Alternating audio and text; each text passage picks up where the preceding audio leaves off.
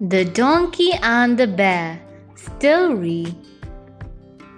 One day, a donkey and a bear were walking through the forest. The donkey was proud and always wanted to show that he was the smartest.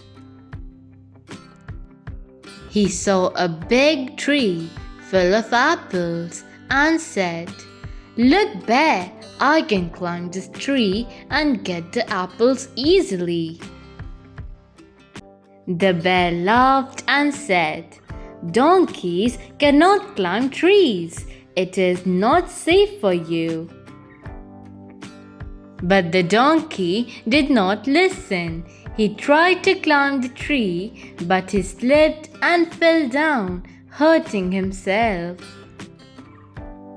The bear helped him and said, "Everyone has their own strengths. You should not try to be someone you are not."